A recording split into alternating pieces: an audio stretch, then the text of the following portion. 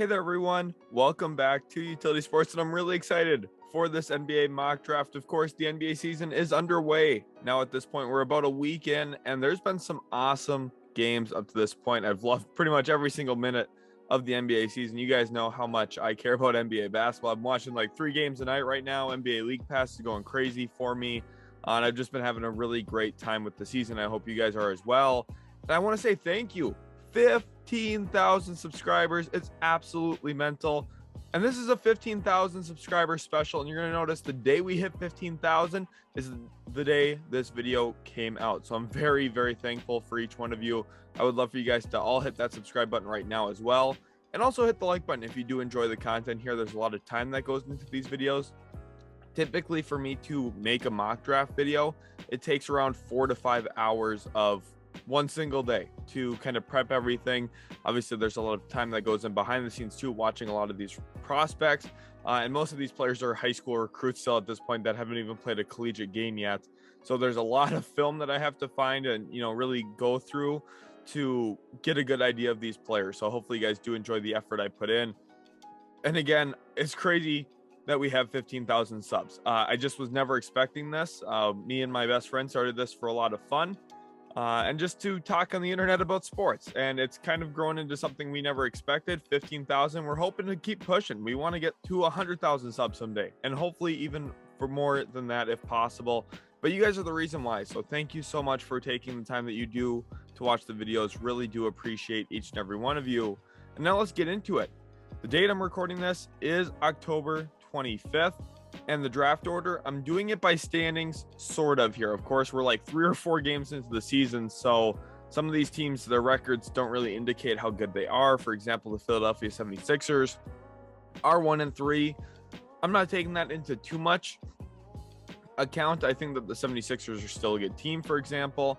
And hey, the Utah Jazz are 3-1. I'm not necessarily putting the Jazz at pick number 30, if you get what I'm going with here.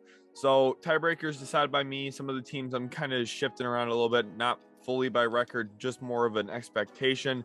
If you disagree with me, just roll with the punches. Remember, a lot of these picks right now, you can move them around 2-3 spots. The players aren't set in stone at specific spots either in this draft for the most part. So we're kind of looking at more ranges than anything. Especially this early in the season before they've played even a college game up to this point. I do feel really good about where my knowledge is currently at with the class, but a lot of stuff can change just seeing them play more. Players progress, players don't play as well as you expect. Those kind of things really play into stuff. So hopefully you guys do enjoy this video, and let's jump into it here.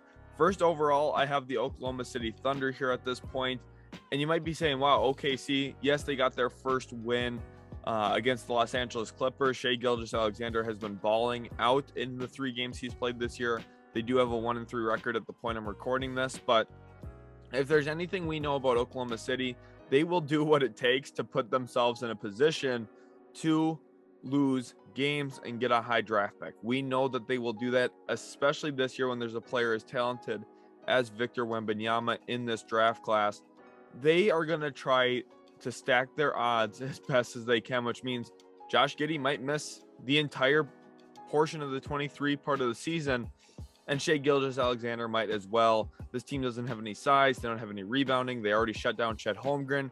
They want to lose, and they want to lose maybe more than everyone else in the league, even though everyone wants a shot at Victor Wembanyama.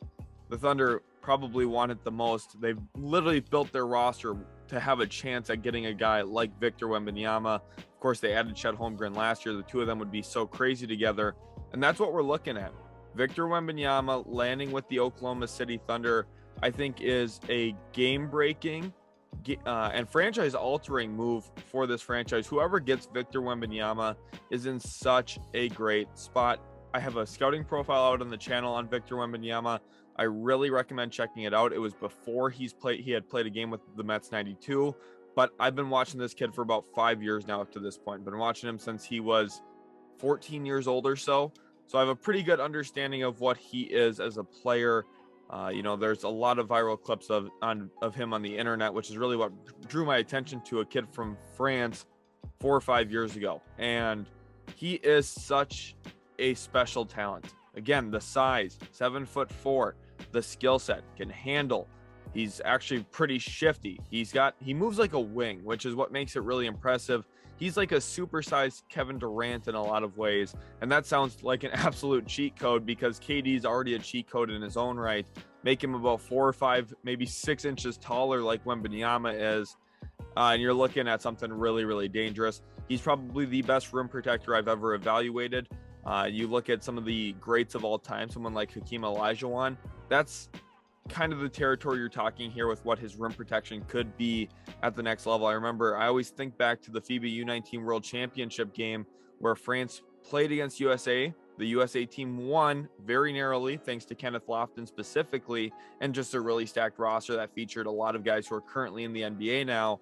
But Victor Wembanyama was the best player on the floor, had 20 points in that game, had 8 blocks in that game. That's the type of rim protection we're talking about. He absolutely dwarfed Chet Holmgren in that game, but the two of them together in Oklahoma City is a dream scenario. And if you're someone who just enjoys NBA basketball, it's hard to kind of not want to watch this at least and see Wembanyama in Oklahoma City.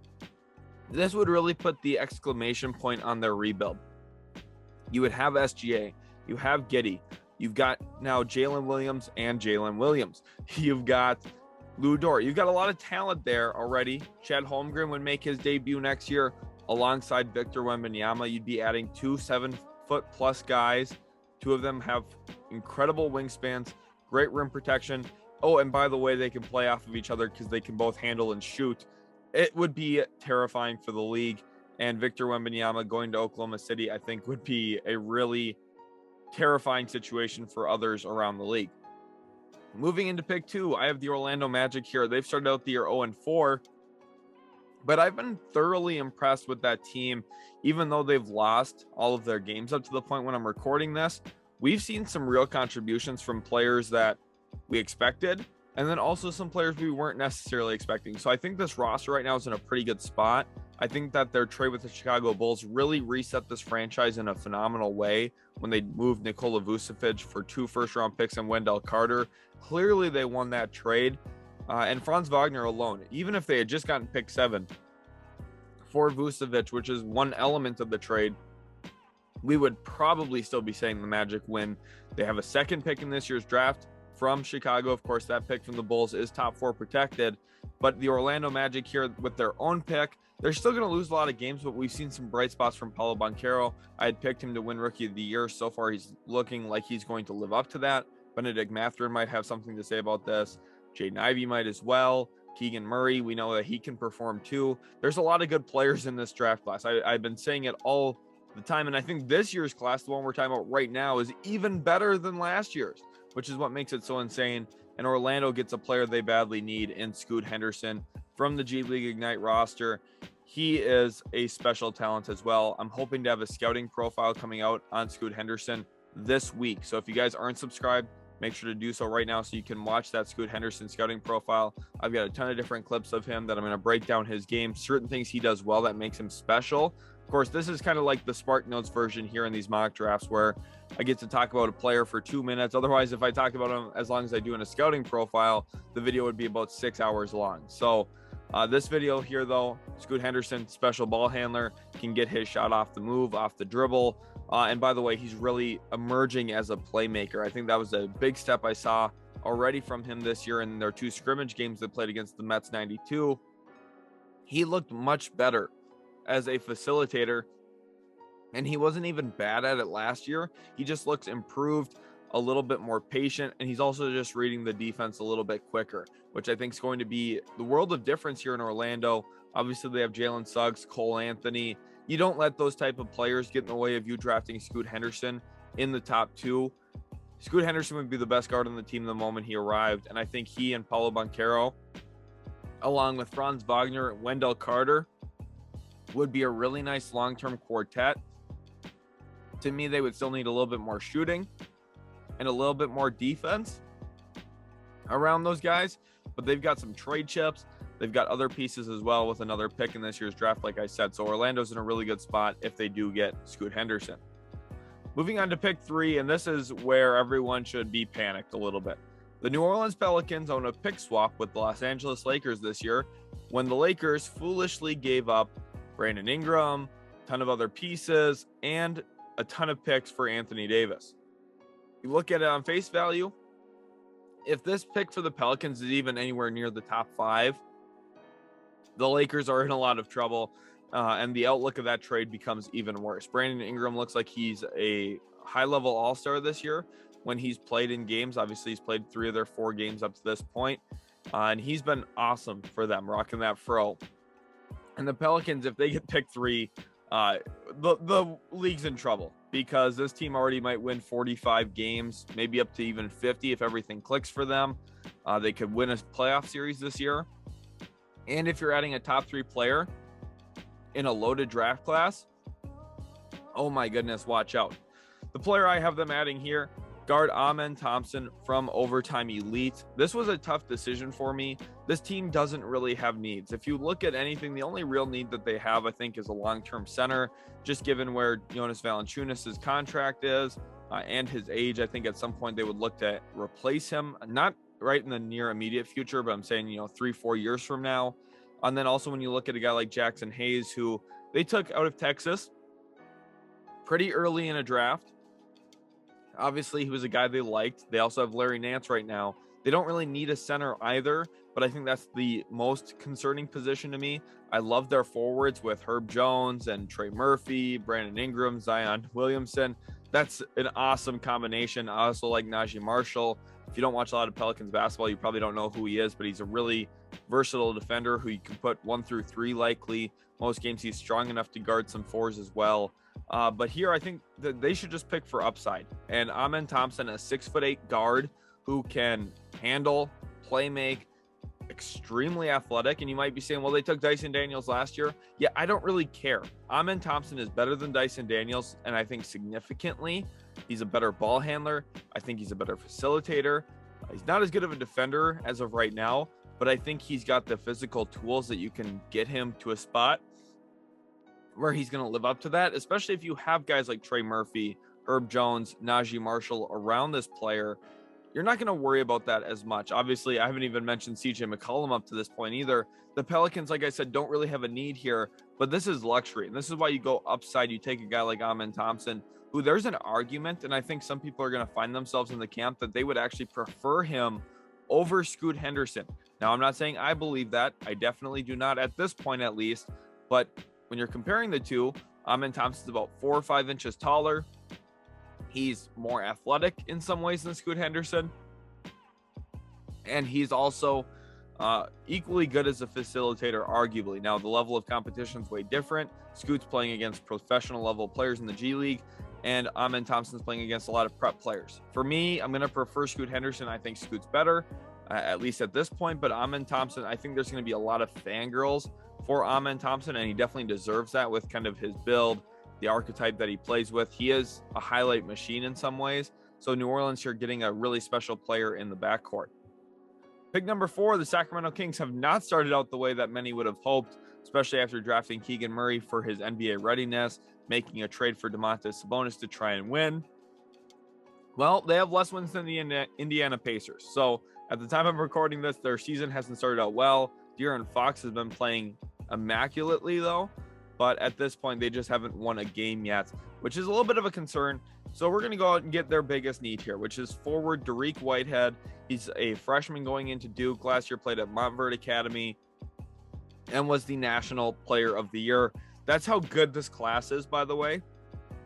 The National Player of the Year at the high school level is going 4th overall. Typically, the guy who was the best player in all of high school in his senior season will tend to usually be the 1st or 2nd overall pick in their draft class. Not true here for Dariq Whitehead. He goes 4th overall. And like his shirt says, the buckets never stop. He's a very pure scorer who can get his shot off the dribble. But I think the one thing that really makes him special and would be a great fit in Sacramento here, he is really adept moving off of the ball. He's a great flare screen shooter. You can run pin down actions for him, hammer actions. There's a lot of different ways to utilize him in a half court offense.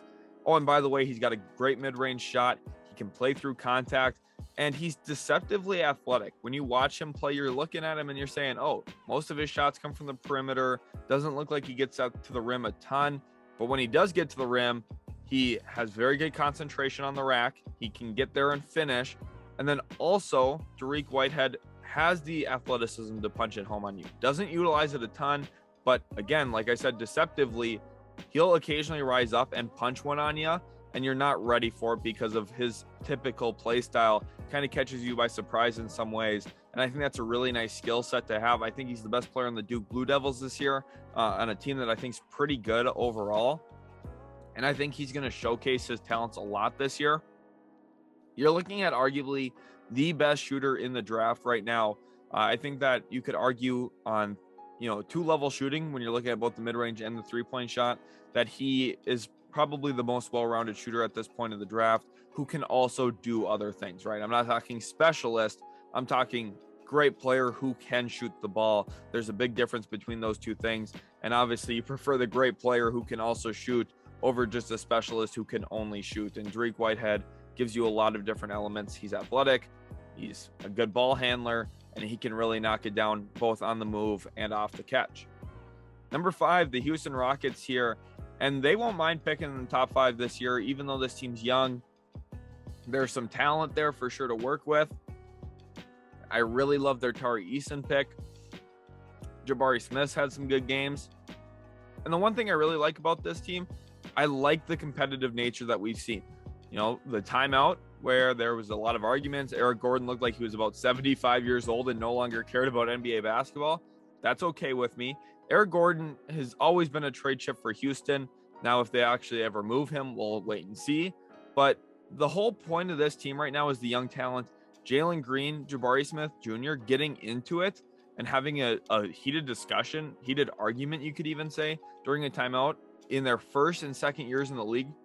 That's really good to me. That's a good sign. These two players care about winning. They care about helping the team, and they both want to leave their impact on the game. Now, I think if they learn how to do that together, this team could become something special, especially with another top 5 pick added into the room. And here, let's go with another Smith Jr. I'm looking at Nick Smith Jr. out of Arkansas. I know a lot of Rockets fans are going to have pushback on this because they're going to say, well, Kevin Porter Jr. is getting better at point guard. He's, really improving there. And I think that's true to an extent, but this is a real chance to upgrade your long-term future. Nick Smith Jr. is just, quite frankly, a better player than Kevin Porter Jr. And think about it this way, Rockets fans. If you bring Kevin Porter Jr. off the bench, that's kind of a perfect made role for him. He can run the second unit. He can get his own shots up. And you probably compare him with a good collection of defensive players. For example, Tari Eason off the bench. You have a great 6th and 7th man combination. I kind of think back to what the Clippers were doing with Lou Williams, Montrezl Harrell. Obviously, not the same type of players. Kevin Porter Jr. not as silky smooth, I would say, as Lou Williams, especially on the moving mid-range jumpers. But Tari Eason, he's athletic, he's physical, and he's productive. And I think he's going to continue to be productive at the NBA level, especially as his minutes continue to increase. I think he's a player who you put him in advantageous situations through the pick and roll as a roll guy, or you get him in a 4-on-3, a 3-on-2. He's going to punish you a lot of the time. So having a smart guard like Nick Smith Jr. on the team also really helps that. The Rockets, they have a good chance here to add to their depth by getting a new starter and moving one of their solid starters to the bench, making him a great bench player. And that anytime you can do that, your team gets significantly better, especially the more ball handling you can have in today's league. Everyone talks about positionless basketball. The reason it's positionless is because there's more players who can handle the ball than ever. And typically the teams that are at the top have a player who's big or very skilled handling the basketball a lot of the time. Nick Smith Jr. is not huge, but he's crafty and he's skilled. And that's what you really need in Houston. He's going to be a floor general for Green and Smith, but he's also able to get his own shot. He really loves that floater in the mid-range area, and he's someone who could be a problem at the NBA level. I really, really like his game as a guard in this class. Pick number 6, the Indiana Pacers here now, and they're definitely not complaining about picking 6th overall. Benedict Mathurin, what a selection. You guys know I was high on him. Someone commented at me and said, hey, maybe you were high on him, but you weren't high enough. I do think that, at some point he'll come back down to earth a little bit. I don't think he's going to average 25 points a game his rookie year, but I think he's going to average north of 17, which is what I talked about in my rookie of the year predictions. I talked about him being a finalist with Paolo Banchero and Keegan Murray, and he's living up to that here. So how does Indiana add to him and Tyrese Halliburton? Well, they go with another athletic wing, and I really like this for Indiana. Some of the best teams in the league have two athletic wings. Look at Jason Tatum, Jaylen Brown in Boston. Look at the Clippers with Kawhi Leonard, Paul George. Typically, you want size, versatility, length, athleticism. Those are the things you want to build with. And when you have skilled athleticism, like what we see with Bennedict Mathurin, who's a great athlete that can also get his shot off the dribble, let's add another one of those guys in Cam Whitmore. He's a little bit more downhill than Bennedict Mathurin, less of a shooting type, but he can still knock down open shots. He played for the Team USA Select team this year, was the MVP of that team when they went on to win the gold medal. And Cam Whitmore is an awesome player. I've loved this kid for a long time, and I think that at Villanova this year, he's going to show you some really special elements. I think he's going to learn a ton playing for Villanova this year as well. And he's going to become a very pro-style player, which is going to be good for the Indiana Pacers. They already have some pro-style players.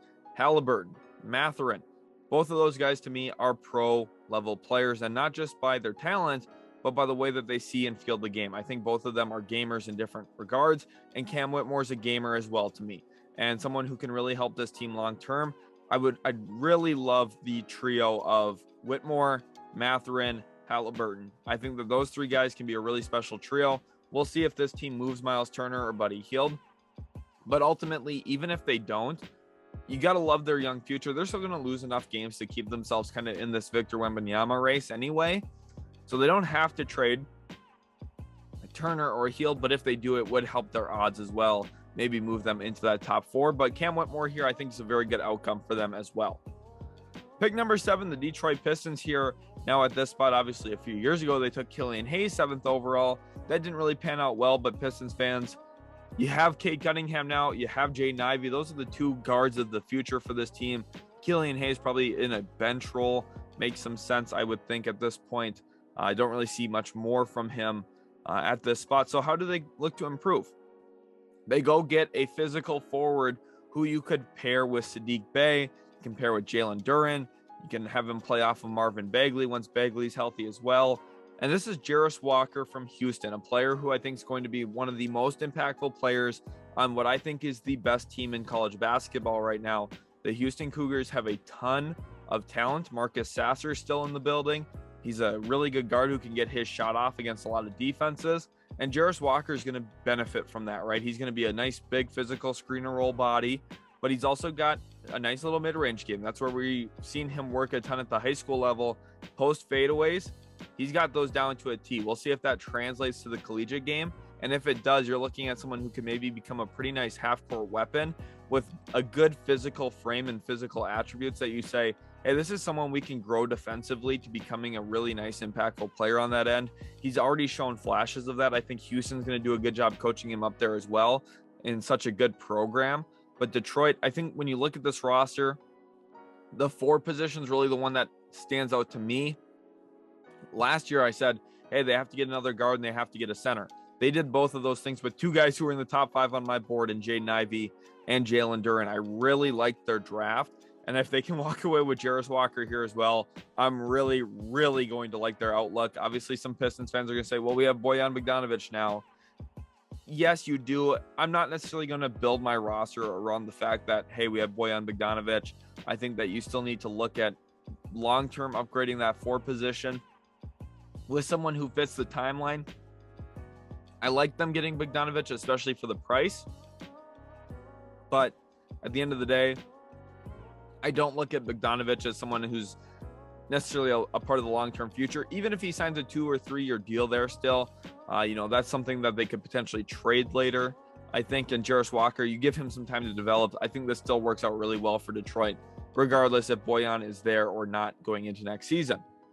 Pick number 8, the Brooklyn Nets here now. And this is where we get to the draft, part of the draft where we see some teams whose records are maybe not indicative of how good they are. The Nets on paper have probably one of the best rosters in the league, but it doesn't help when Seth Curry and Joe Harris aren't playing games. It doesn't help when Kevin Durant's really the only one you can rely on night in, night out.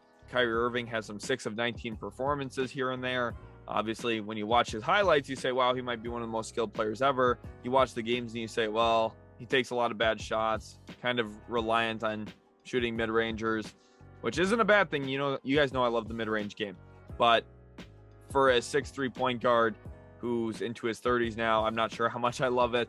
And I think Brooklyn's going to struggle here. They just don't have the perimeter defense or the interior defense as well. I think Nick Claxton a little too light, Day'Ron Sharpe a little too small. They've got some issues here. I think that they could really look at center, but they're going talent for me here. Forward, Dylan Mitchell out of Texas. He was a player in high school who kind of worked as a connector, catch a lot of the ball, catch a lot around the rim. He would catch a lot of lobs and kind of function without the ball in his hands. For the Longhorns, I think that will stay true to a certain extent. They have a lot of talent. They've got some new transfers coming in. They've got a pretty good recruiting class, and they're even retaining some of their best players from last year. So the Longhorns are going to be good, but Dylan Mitchell is going to be a key part of that. I think that they're going to ask him to take a step up as well, above what we've seen him doing already at the high school level. I think they're going to put the ball in his hands. And for someone as athletic as him, if they can utilize him a little bit more than Montverde did in terms of usage rate and the way that he impacts the game with the ball, he could really solidify himself as a top 10 pick. This is one of the players in the top 10 that I'm the most shaky on, because I think there's the most leeway for him. He could maybe blow up into being a top 5 pick, or he could maybe slip out of the top 15 depending on his play this year. There's going to be a lot at stake for Brandon Miller pretty much every single night on the floor, just really proving what his talents are just based on how he played in high school. All the film that NBA teams have on this kid right now isn't the most impressive, but when you watch him in individual workouts, it's kind of like the Sheldon Sharpe rule, right? Where you're watching a guy and with the high school tape, you don't really know what you have for sure, but then you see him work out in person, you're like, holy cow, this kid can jump, he can shoot. Dylan Mitchell, I think, has those characteristics to him, but it's going to be important that he shows out at Texas this year and really proves that he's a guy who belongs in the top 10. Pick number 9, the Miami Heat here now. I'm not sounding the alarm on Miami. The only reason I have them here in the top 9, I think it's a good opportunity to talk about where this roster is currently. Bam Adebayo's just not been playing well to start the year, and Kyle Lowry really hasn't been. And I think that's really where my biggest concern is. Kyle Lowry, they signed him to that big deal once he had free agency from Toronto, and it just doesn't look like it's been worth it up to this point. I'm not going to lie. Kyle Lowry's been pretty underwhelming, and you're looking at a player who he's been great throughout his career, multiple-time All-Star, very good pesky defender. You would think, hey, this is a perfect fit in Miami. It just hasn't been. I know he's tried to put an emphasis on facilitating for others on that team. He does get his backcourt teammates a lot of open shots. You look at the Tyler Heroes, the Max Struces, the Duncan Robinsons of the world. Watching the games, Kyle Lowry doesn't look as bad as his box score typically looks, but at the same time, he doesn't look as good as he used to look in Toronto, which is why I'm a little concerned about this team. Again, I don't think they're going to pick in the top 10 this year. This is where they're kind of at right now in the season. And if they are here, they're going to take a guard like Keontae George, and they're going to stop worrying about the point guard position. Keontae George is a multifaceted skilled guard who can shoot off the move, off the dribble, can facilitate for others. He had a really big summer for Baylor, playing in some overseas games for the university, and he looked good. Really good. I was kind of unsure of where to put him in some of my previous mock drafts, especially the way too early one right the day after the 2022 NBA draft. And I believe I had him outside of the lottery just narrowly. I'm looking at like pick 15. I think he's probably going to cement himself as a lottery pick. The more I saw some of that footage that came out in July and August, I said, yeah, this guy's probably going to be a top 10 pick. And that's where I've got him right here. And if he can be a physical defender, he's not the biggest point guard in the room, which is really what separates him from a guy like Amen Thompson, who we saw go 6 picks ago now at this point. I still think Keontae George has some of the physical tools to be a solid defender at the NBA level as a point guard. He's not super skinny. He's got a little bit of bulk to him. He's not like he's overweight or anything. He's not big, but he's not scrawny either, which is really what I'm trying to say. Miami, this would be a fit if they are at this spot. Again, I don't expect them to be here. I think they're a playoff team, but up to this point, they just haven't played that well this season. Pick number 10 here now. And the Utah Jazz have played really well this season. They're 3-1 at the time I'm recording this, but I don't expect that to continue. There's a thing about some teams like Utah where you have a bunch of hungry players who, Lauri Markkanen, Malik Beasley, got Walker Kessler, who got traded before playing an NBA game, Jared Vanderbilt, who got traded again by Tim Connolly for the second time. Both he and Beasley are in that same camp. Pretty much that roster all summer long has been told, hey, you guys aren't going to win any games. You're tanking for a player that's not even in the NBA yet. And that gets to players, and they want to prove those kind of narratives wrong. Will Hardy does look like he's a good coach, by the way. I do believe in him as a player. I think Danny Ainge did a really nice job with that. But I can guarantee you this team's not going to win 40-plus games. They're just not going to. And the reason I can confidently say that, throughout the course of a season, it'll take 2 or 3 games in a row to lose for Utah. For all of a sudden, all that energy, all that, hey, you guys are sleeping on us, that dog mentality, that starts to quiet out when you've lost 3 straight games and you're, maybe down by 15 at home on the second night of a back-to-back. It's hard to bring that energy all season long. You look at Utah, they surprised Denver out the gate. First game of the season, that's going to happen sometimes. Then they played Minnesota, and they brought it to Minnesota. But the reason why they did, again, Tim Connolly traded Malik Beasley and Jared Vanderbilt pretty much the moment he got there. If you guys remember, he used to be the executive there making decisions in Denver, and he traded them back then as well in the 14 deal that included Robert Covington going to the Houston Rockets, where Clint Capella went to Atlanta. So they've been traded by him before, and they wanted to make a statement in that game. They did. They beat Minnesota, which was impressive. But ultimately, this Jazz team's not going to win that many games throughout the regular season. Expect them to cool down a little bit. But that's okay, because if they're picking in the top 10, Danny Ainge is going to go make a selection that is very Danny Ainge-esque. He's going to pick based off of upside, and Baba Miller is a player who has that upside. 6'11". He's going to the right program. He's going to get coached by Leonard Hamilton, who I think is one of the best minds in all of college basketball. I think he's one of the smartest defensive coaches in the entire nation. And you're giving him a 6'11" player with extreme length. I think that there's a lot of impact that Baba Miller can make at FSU this year for the Seminoles. He's going to get in the passing lanes. He's going to block a ton of shots around the rim as a weak side guy. No, he's not an anchor defensively. I look at him as a small forward type, maybe a power forward in some systems, but there's also a lot of rumbling right now that Baba Miller could maybe become someone who does some on-ball creation for your offense at the NBA level. And if that's true, this guy's a home run pick. But even if it's not, he does a lot of other things for you. He's going to be able to knock down open shots. He can straight line drive, get to the rim, and flush it over people with his size and length.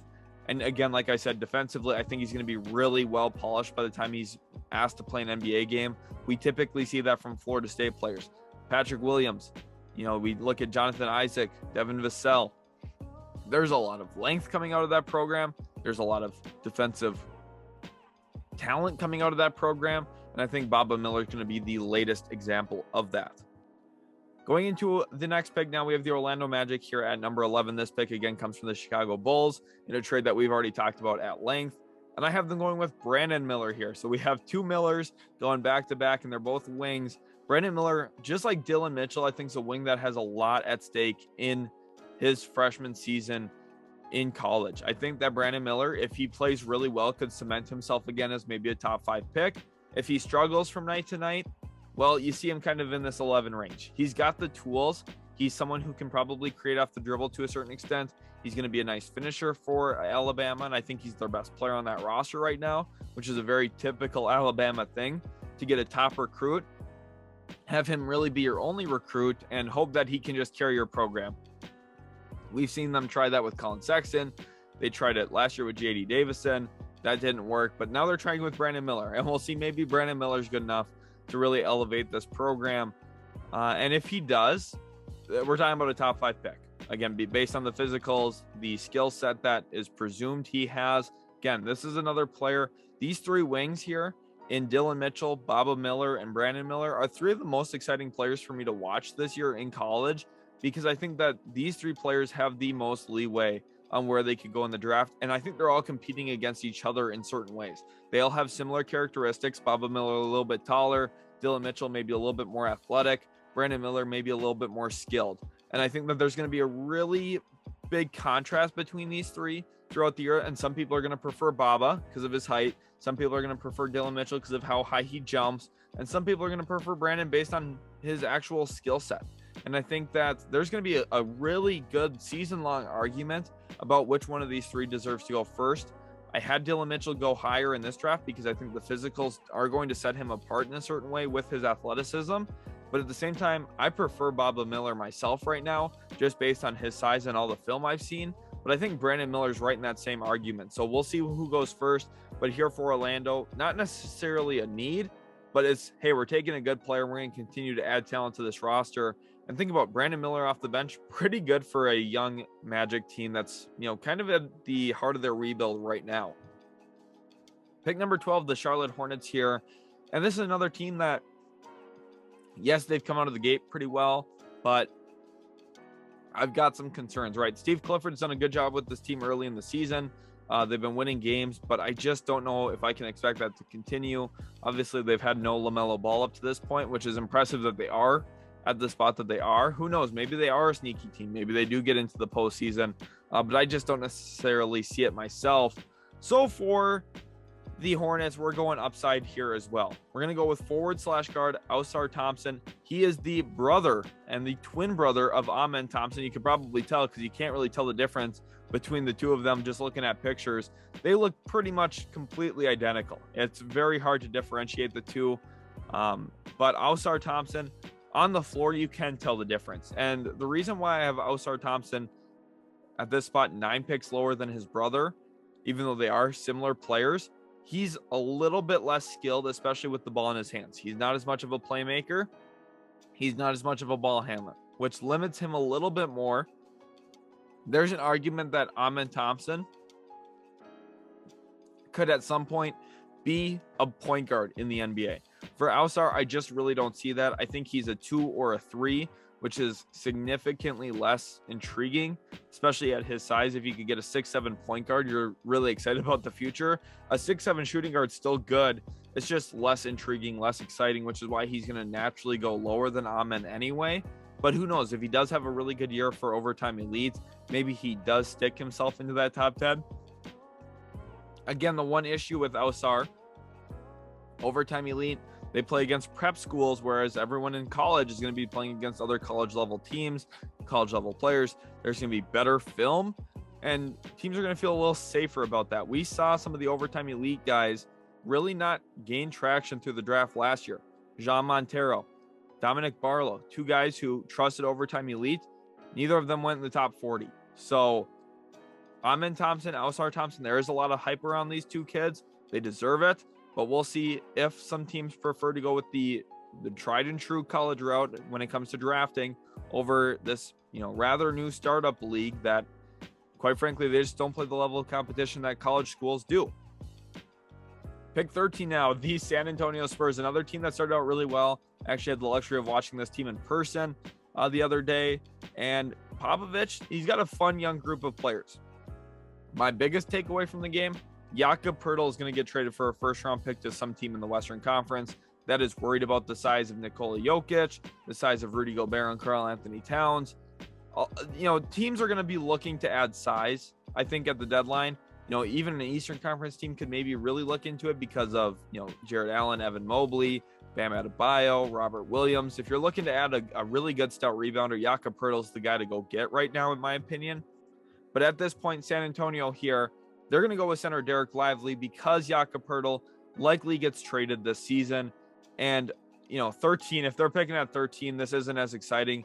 For me, Dariq Lively's got the upside, though. I think he's someone who could be a top 10 player in this class, which is really what you're looking to get here right outside of the top 10.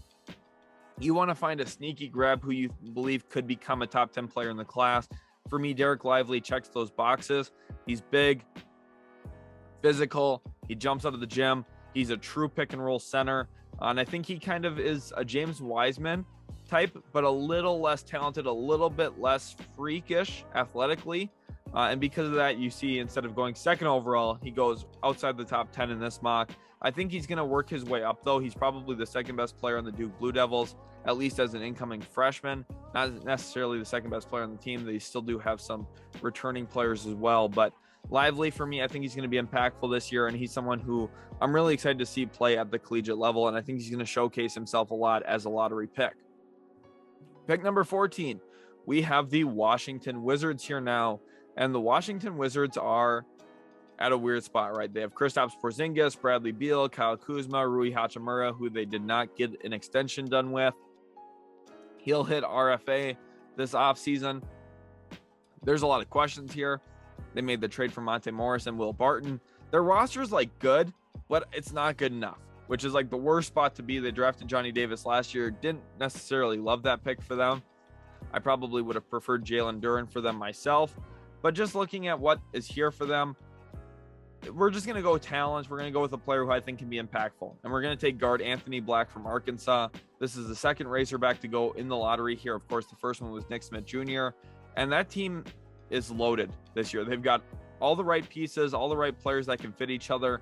And I think Anthony Black's going to be super impactful at the collegiate level. We've already seen him catch a poster in some preseason play. And we know that Anthony Black is a versatile guard who can probably play the one as a backup one, but you probably would want to start him as a shooting guard. He's about 6'6", 6'7". His arms are extremely long, probably close to a 7-foot wingspan, which is already enticing for teams. And he uses it well. He's a playmaker defensively. He's going to get in the passing lanes, and he's very adept at actually picking people's pockets. I think that's one of the things that's really stood out to me so far. You put him on ball, and there's just going to be times where he takes the ball away from the offensive player, and the offensive player didn't even know what happened. And he's very adept in those areas. And I think defensively, that you're going to get a lot of value from him as kind of a combo guard defensive player just with his size. Think Dyson Daniels here in a lot of ways. I think he's actually maybe even a better passer than Dyson Daniels. I think he's a better ball handler than Dyson Daniels. I need to see what the shot looks like at the college level. High school film is just really hard to tell on some of these players, especially Anthony Black, a guy who I think is a little bit more streaky as a shooter at this point. I think that we really need to see what he looks like at Arkansas before we can really cement what he is. But I think Black would have been a top 10 pick last year in the draft. This year, I have him sticking in the lottery at 14. I like his skill set. I like his physical traits. I think if he puts everything together for a good Arkansas team, he's definitely going to be a player to watch at the lottery. Pick number 15 now, the New York Knicks here. And this team is pretty good. They've got some good pieces. You see, I have them at 15. There's a chance that they can make the playoffs through the play-in tournament, which is really what I'm projecting here at 15th overall. I like their talent. Jalen Brunson was a good addition for them. Julius Randle's still a good NBA player. I wouldn't say the same about Evan Fournier, but I still believe that for Obi Toppin, Emmanuel Quickley, Derrick Rose, Mitchell Robinson. I think Isaiah Hartenstein was such a good addition for them as well. This team is deep. There's not a ton of needs on this roster. So we're just going to go best player available. GG Jackson from South Carolina. I know that this doesn't necessarily make the most sense in terms of where their roster's at. You're taking another power forward when you already have Randle and Obi Toppin. This maybe opens the door to trading one of the two. I know Knicks fans would probably prefer to trade Julius Randle just with how exciting and fun Obi Toppin is to watch. Don't get me wrong. I love Obi Toppin. I'm a Dayton Flyers fan. But I think that I could see GG Jackson, maybe superseding one of those two in terms of minutes, just based on how cheap he's going to be in contract. And maybe the Knicks are looking to really restructure that roster. Of course, RJ Barrett's been pretty nice for them as well in certain extents. And I just think this team is in a pretty good spot. If you can add an athlete like GG Jackson, who runs the floor well and can make a bunch of plays for you without the ball in his hands as both a weak side rim protector, a lob threat, he's going to cut well. There's a lot of value there. I'm excited to see him play for the Gamecocks this year because I think there's a lot of pressure on him to perform for that team to do well. He is definitely the best player on that team coming in. So it's going to be fun watching him in a little bit more of an on-ball role than what we got to see at the high school level. But at the end of the day, the Knicks here, just going with talent, get the best player here at this spot. And it's very likely, too, that they could trade this pick away like they've done in recent history. They've done that a ton. So wouldn't surprise me if they move this selection on draft night. Pick number 16, the Charlotte Hornets back on the clock here. This pick comes from the Denver Nuggets in a trade from a while ago. And the Nuggets here, not having their pick, allows the Hornets to go get Chris Livingston. With the whole Miles Bridges situation, for me, it's been about remaking the wing position. We went with Ausar Thompson for the upside. We're taking Chris Livingston here because he's a good shooter who can also get to the rim. If Livingston shoots north of 38% from three this year from Kentucky, we could see him sneak into the lottery. That would not shock me at all. There's a good argument that he's the best wing on that Kentucky team. And by the way, Kentucky produces the most NBA players for 11 straight years now. It's 11 years in a row.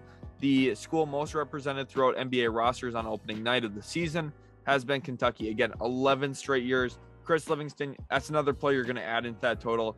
He's going to get drafted in the first round. I think the Charlotte Hornets would be a really good landing spot, just given where they're currently at. You know, Terry Rozier, Gordon Hayward, I could see potentially both of those players getting traded. Not necessarily a lock that either of them do, but I could see it potentially happening. And I want to add more wing depth in, especially since they drafted Mark Williams last year. I don't feel like I need to address center. I feel like they need to get more forwards and guards. And Chris Livingston with Ausar Thompson, you're adding two guys who are 6'6", 6'7" who can shoot. Specifically here for Livingston, Ausar can do some playmaking for you. Again, not as much as his brother, but some. And they're both athletic, can get to the rim and finish. So those are the things you want to put around LaMelo Ball. You want to put talented scorers, talented shot makers, and other good decision makers as well. And that's what they're getting here at this spot. Pick number 17 now in the New York Knicks, back on the clock again. This pick comes from the Dallas Mavericks. Of course, the Mavericks have not started the year well. 1-2, they've lost 2 clutch games already, both to the Phoenix Suns and the New Orleans Pelicans without Brandon Ingram and Zion Williamson, which is a little problematic. And the Knicks reap the benefits here by having a top 20 pick, and they're going to go get forward Arthur Kaluma from Creighton. This is a total Tom Thibodeau pick here, and a player that he just simply would prefer to have on his roster over some of the other guys available. Kaluma's a player I'm very excited about. He's really flashed some shot making potential, especially last year in the March Madness tournament. He made some awesome plays for Creighton, especially once Ryan Kalkbrenner went down and the offense kind of shifted toward more of Kaluma run rather than running through Kalkbrenner, which this year I expect that Creighton's going to run through 3 different guys. They're going to have Kalkbrenner, Baylor Shireman, and Kaluma all with the basketball, which is why they're going to be a really good program this year that's dangerous and can win a lot of games. But Kaluma, I think, is the best one when it comes to transitioning to the pro game. He's going to have a nice sophomore season, I think. He's a 6'7" wing, about 6'11" wingspan, and he's smart defensively. I think that's the biggest thing that separates him from some of these other players who have those same physical tools. I think Kaluma really understands the game from a defensive perspective, understands his singular positioning, how to cut guys off getting to the rim, and he's got a very good tendency to get good contests out on the perimeter, which, again, if you know Tom Thibodeau, he wants good defensive players on his team. I think Arthur Kaluma, one of the better examples of that here. And again, like I said, the offense has flashed. Now, it's not super consistent yet, but I think his sophomore year could be really important for kind of setting the tone on what he could be as a draft prospect. Right now, I'm high on him. A lot of people probably see him as a very end of round 1, maybe early round 2 pick. See me, I'm putting him here in the teens. So there's a difference in opinion on where I'm at from the consensus. Again, you guys know I don't operate off of consensus. And I think Arthur Kaluma is going to show that this season at Creighton. Pick number 18 now, the Toronto Raptors are here, and it's a bummer they weren't the last pick because they would have loved a guy like Arthur Kaluma. That just seems to be their MO on draft night. But another thing that they like to do, draft smaller guards. And Terquavion Smith, he's not super small, but he's pretty wiry, right? He's not the biggest frame guy. And the Raptors here, I think that they could use a little bit more infusion of half-court offense. They've got a lot of shot makers. They've got talented players. They just could use one more guy, in my opinion, that can get his shot off the dribble. He's going into his sophomore season at NC State. Him and Darian Sebron played awesome last year together for NC State. But I think this year, Terquavion Smith is going to show out even more. He could have been a first-round pick last year, in my opinion. But since he went back to school, it makes me think he didn't get a round 1 guarantee. And some scouts, executives probably gave him things he needs to work on in order to make the NBA and really be a good NBA player. And I think he's going to work on those things. And I think he's going to implement them into his game, which is going to really cause good improvement for him and make him a better basketball player. So Toronto here gets a guard who, again, I think that they could really develop and turn into something nice. We always know that they turn their guards into good defensive players, not even just average, I mean good defensive players. So this is probably the best place to land for Taquavion Smith as well, to really get the most out of him. And I think Toronto would be really happy with the end results as well, getting a player as skilled as Taquavion Smith. Pick number 19 now, the Utah Jazz here on the clock again. This pick is from the 76ers. They got it through the Brooklyn Nets in the Royce O'Neal trade. And you're going to say, whoa, 76ers at 19. Whoa, they're 1-3. They're terrible. This is one of those examples of I don't really care about the record right now. The 76ers are really good. They've had a really tough schedule to start the year.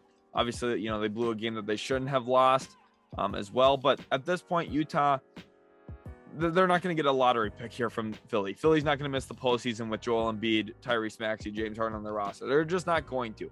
So pick 19, the Utah Jazz here. I have them going with guard Cason Wallace from Kentucky. Another Kentucky player goes here in the teens. We already saw Chris Livingston go. Cason Wallace for me has good two-way potential. I considered him for Toronto, but I think Toronto needed more of that offensive upside. For Utah here, you look at what's already on the roster, Colin Sexton, Jordan Clarkson, who I could see them trading. I still think that they need to introduce another guard into the rotation at some point over the next year or two.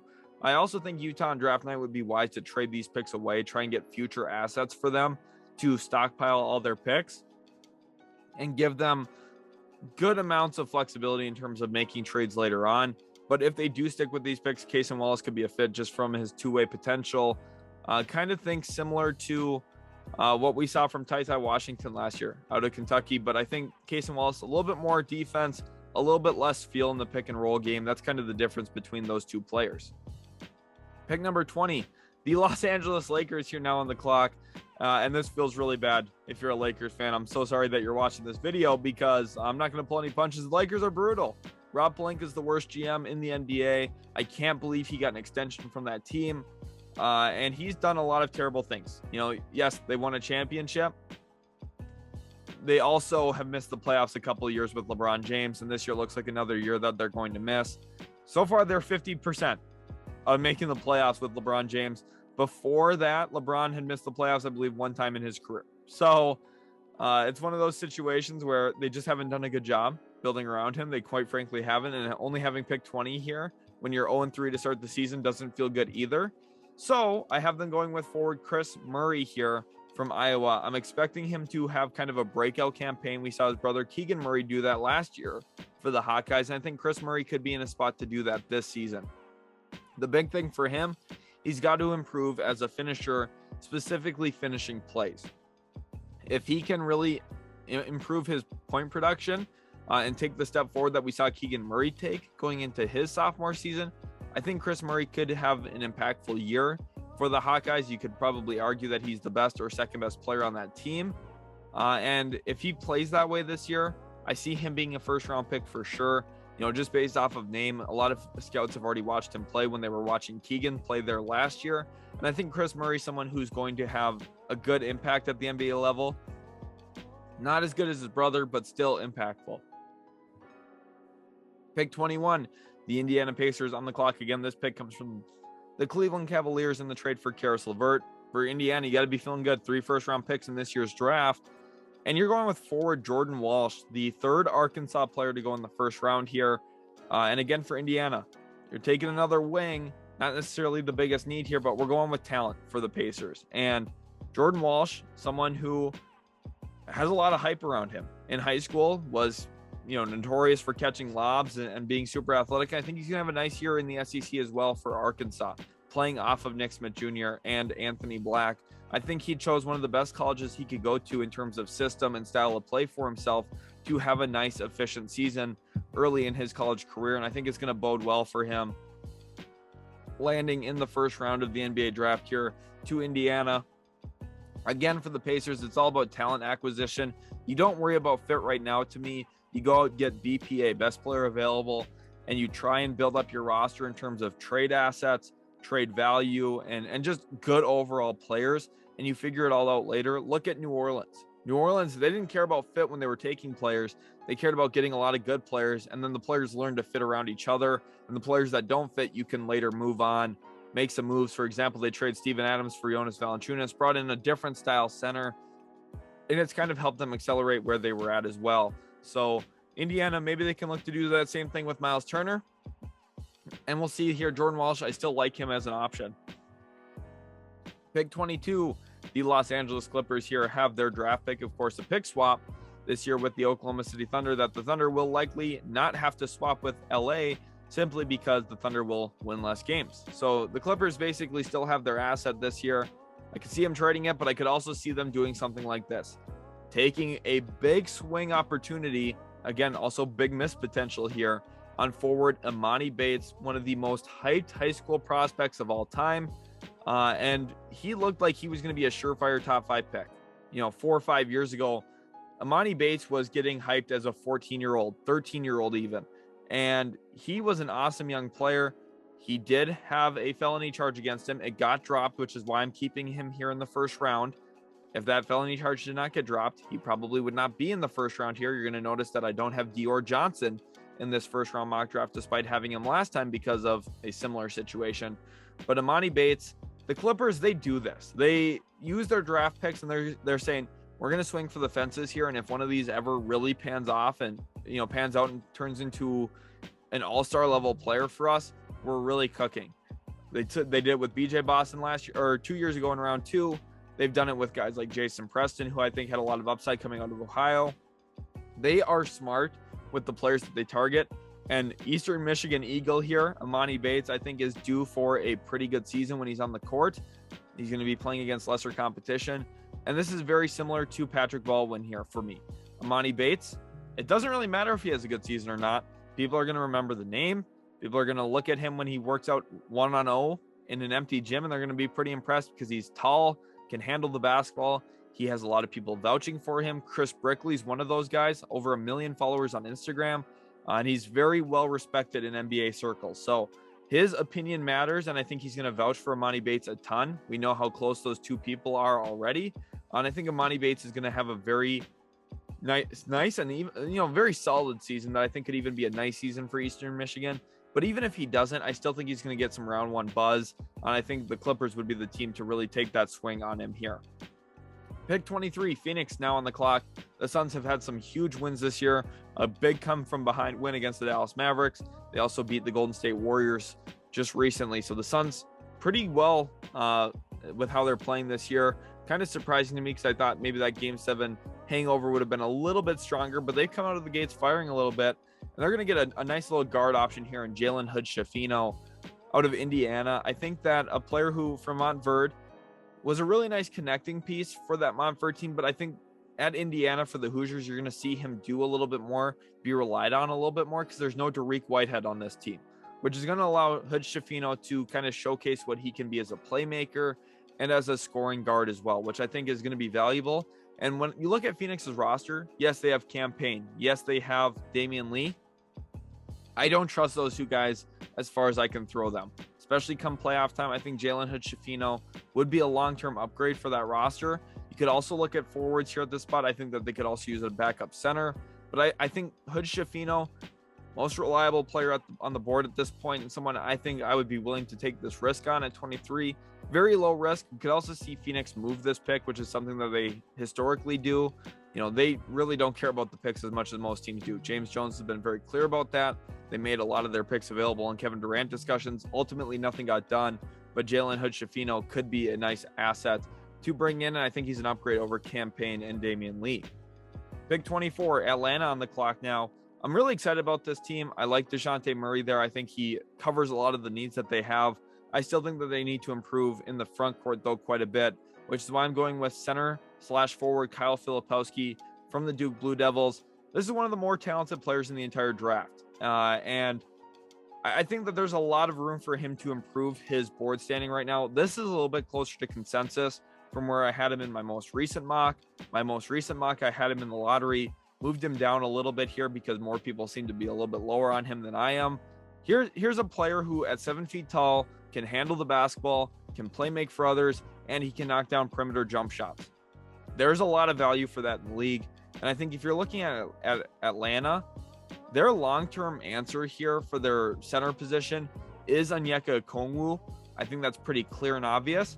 And if you want to have Okongwu as your center, You can do that and still play some length and size around him with a selection like Filipowski, who has a completely different skill set. That's why I like this for Atlanta quite a bit. And for this team, they find a big man who can really help them in bursts. Probably wouldn't play a ton his rookie year, but I could see him, carving out 15 minutes a game and being impactful for that roster. Going into our next pick here, now we have the Memphis Grizzlies at number 25. This team is really good. Taylor Jenkins done a great job there coaching this team up, and the decision making has been phenomenal for Memphis. I'm a little worried that they don't have Kyle Anderson this year. I think that's going to hurt their postseason chances a little bit. Not their chance to make the postseason, but their chance to win a ton in the postseason. I think Kyle Anderson is an important player when it comes to winning. They're going to miss him a little bit. They're relying on some younger guys like Santi Aldama, David Roddy. Obviously, they've got some other guys in there as well. And I think Memphis, just right now, there's a few areas that they could improve. And I think backup center is one of them. Khalil Ware is a player to me that I do like out of Oregon. I think he's a high impact rim runner. I think he's going to get on the glass. And he's a player who maybe down the road you could feed a little bit into the post. Not a ton, but maybe like a Jonas Valanciunas level where there's some impact there. There's some value there, right? So for Memphis, getting a player like this might be a little head scratching because you're gonna say, oh, they already gave some of their big men contract extensions, Jaren Jackson being one of them. I'm gonna hit the panic button a little bit here on Jaren Jackson, and this is gonna sound crazy when I say this here. I don't think it's gonna happen anytime immediately soon, but I think by 2025, Jaren Jackson will maybe be on a different team. I think Jaren Jackson's got a little bit of that Kristaps Porzingis in him. He's gonna miss a lot of games. He's gonna miss too many open jump shots.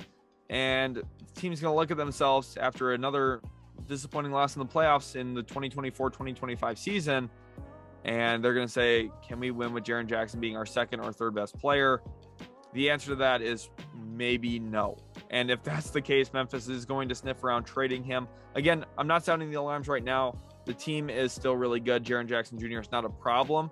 I think that they're going to explore ways to improve their roster long-term, though. So for me, I like getting a little bit more front court depth on this roster, especially after losing Kyle Anderson. Just take a center here who is a former McDonald's All-American, pretty safe pick at 25, and someone who I think is going to stick around in the NBA, which is really what you're looking for here this late into the first round. Pick 26 now, the Utah Jazz on the clock again. This pick comes from the Minnesota Timberwolves. And yes, you're going to notice I have the Timberwolves picking really low here. It's because I believe in this team winning a lot of regular season games. Rudy Gobert, the last 4 years in the league, has won 67% of his games. For reference, Giannis Antetokounmpo has won about 68 or 69% of his games he's played in that same time period. Rudy Gobert impacts winning. Rudy Gobert is the best player on the Timberwolves, and that team's going to win a good amount of games. So Utah here, at this point, they're going to go ahead and take guard/forward Ryan Rupert and get a versatile defensive player who, again, this got Danny Ainge written all over it, right? Lengthy player from overseas. He's done it with Semi Ojeleye, Gershon Yabusele. He's got a type, as some people would say. If he was dating girls, we'd say that the overseas wings are, blonde. So that's basically what we'd be talking about with this, because Ryan Rupert kind of fits that same draft strategy Danny Ainge has. He's got a ton of assets. He's going to take some shots on players, and I think Ryan Rupert's one that's worth taking. He can play make a little bit. He can knock down open shots to a certain extent. I think that's going to be one of the big question marks is what does his efficiency look like as a shooter? If he shoots the ball well overseas this year in the NBL, I think he could really solidify himself as a first-round pick. Right now, he's kind of that late round one, early round two kind of area. If he shoots well again, I think he tightens it up to a pure round one selection. And Ryan Rupert, right now, I have him going in round one. I think I do need to spend more time watching him, especially at the NBL level, seeing what he really looks like. At this point, just not a lot to watch on him, just given where we're at in the season. Obviously, this mock draft's coming out very early. We're still like 7 months away from the NBA draft, but I'm really excited. And I think Ryan Rupert's a player that I want to keep my eyes on, and I think could really solidify himself as a round one target. Now at 27 here, we have the Golden State Warriors on the clock, and this team is good. The Warriors, there's no surprise, right? They just won the championship. Draymond Green's really the only question mark. Is he going to opt out? What's the long-term outlook with him? They extended Wiggins. They extended Jordan Poole. I'm very happy for both of those guys that they got big extensions, especially Andrew Wiggins. I really think he deserves it. And at 27, I'm going to have them take Day'Ron Holmes from Dayton, and this is probably my favorite pick of the entire draft. Day'Ron Holmes going to Golden State is probably one of the best fits, and the reason why, Anthony Grant runs a very collegiate style offense with a ton of pick and roll, but in half-court set motions, where, you know, there's designed pick and roll at certain elements of their half-court offense. And you might be saying, well, why is that such a good fit? Day'Ron Holmes is then naturally a good screener because he screens all the time. And for Golden State, what does Kevon Looney do? What did James Wiseman have to learn to get better at before he started to get minutes? Again, why did they not reintroduce him last year when he was healthy? Because he wasn't that good of a screener yet. He's improved there, and he's starting to, you know, really showcase that and be productive when he's on the floor. Day'Ron Holmes here gives them another guy that they can have in that center room. Again, they don't really have a ton of needs. I think backup point guard would be a need. I considered Amari Bailey here from UCLA, but I think Day'Ron Holmes is just the better player. And I also think that his screening upside and athleticism is another really good addition into Golden State for their front court. I think a player who he's going to be better than the 27th best player in the class to me. I really do think Day'Ron Holmes can be impactful at the NBA level. I think he's got some solid rim protection elements to him. He's got to get a little bit bigger, a little bit stronger, still a little light at this point, but going into his sophomore year, I think he could put on a little bit of weight, really show out this season, and Golden State would be getting a steal here and a player that really fits the offense that they run with all the off-ball screening, all the ball movement that they have. Again, very similar to what Dayton does. Completely different offenses, but the ideas are still the same. Ball movement, really quick rotations of the basketball, and a ton of screening in different spots of the floor to open up elements for other players to score. Pick 28, Indiana on the clock again. This is their third first-round pick. This one comes from the Boston Celtics from the Malcolm Brogdon trade. And here the Pacers are looking to draft Indiana's own Caleb Furst. And Pacers fans might be really excited about this. Caleb Furst, injured last year, missed some time for Purdue, and it was really unfortunate because I think he had great chemistry with Jaden Ivey. I think the two of them were really going to show out together. Caleb Furst was also on Team USA U19 team, the team that won the gold medal over Victor Wembanyama that we talked about to start this video. Caleb Furst is a good perimeter shooter, and I think he's kind of that hybrid 4-5 that a lot of teams are looking to have off the bench at this point in where the NBA is at modern style of play. You want big men who can shoot and stretch the floor as options off of the bench. And Caleb Furst, for me, is one of those guys. I think there's also some playmaking elements that you can live into. Smooth left-hander who can do a bunch of different things for you when he has the ball. The biggest thing for him is he needs to stay healthy. I think he could have a huge year this year in year 2 of his college career. And if he does that, Indiana, Pacers fans would love this, right? You get the local kid, obviously didn't go to Indiana, didn't go to the Hoosiers, but he was Mr. State of Basketball, Mr. Basketball in the state of Indiana. Caleb Furst, good pick here for Indiana. I like him as a first-round guy. I think, it's possible we see him going around 2, but at the end of the day, Furst, I think a productive player who's going to do some good things at the NBA level. Maybe Kelly Olynyk would be a fair comp for him. Pick 29, the Houston Rockets here. Now this pick comes from the Milwaukee Bucks. And for Houston at this spot, there's some things that they could look to really add on to this roster. One of them is a little bit more veteran leadership. And obviously it's hard to get that in the draft. So you go out and you take one of the older prospects here and someone who I think does belong right in that first round conversation in Baylor Shireman. I highlighted earlier how I think Creighton's going to utilize him more. Think Joe Ingles for Baylor Shireman. That's kind of the comparison here. Again, he's left-handed, so if you have a left-handed player, you almost have to compare him to another lefty. That's kind of how the whole comparison system works, right? But Baylor Shireman, he's smooth, silky, can play make for others out of the pick and roll. Again, he's very Joe Ingles-esque in terms of the way that he can impact the game from the small forward position. Houston right now, they have Jayshawn Tate. They did draft some forwards in Jabari Smith and also Tari Eason. But I think here, getting Shireman, again, you get an older player in the room. I think it could really help the other players around him mature. And you get everyone kind of on the same page, same timeline. It's hard to introduce a new 19-year-old every year. If you can introduce a 21, 22-year-old, that definitely helps kind of everyone be on the same page. And at some point when they're 24, 25, the MO is going to switch to, hey, we really want to win games. And that's going to be awesome for Houston because I think if they can build up this treasure trove of young talent and then have, some moves that maybe help everything fit together, Houston could become really good down the road. I'm a big believer in Jalen Green. I still think his upside is through the roof. I like Jabari Smith's game. I think he's going to impact winning a ton, even if his stats don't always show that. And like I said, if they go out and they get a guy like Nick Smith Jr. in this draft and Baylor Shireman, they're going to be in a really good spot. Then pick 30, the Portland Trailblazers here now. And for the Blazers, who would have thought 4-0? The reason I had them stick at 30, even though I don't think they're the best team in the league, I just wanted to talk about how impressive they've been. And I think they really deserve me putting them at 30 here, especially with how Damian Lillard's played. Anthony Simons has played well as well this year. And they have the right pieces around him now. I think that the front office there has done a really good job after the turnover we saw last season from them in that front office. And I think that they've done a lot of good things. Shaedon Sharpe's also popped. He jumps out of the gym.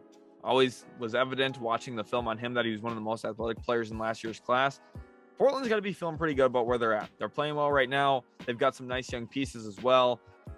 The future of Portland basketball is not that bad. I think that they're in a pretty good spot. And at pick 30, they would take the swing and miss here on Leonard Miller. And I say swing and miss intentionally because it is going to be a swing and a miss. I do not like Leonard Miller as a draft prospect.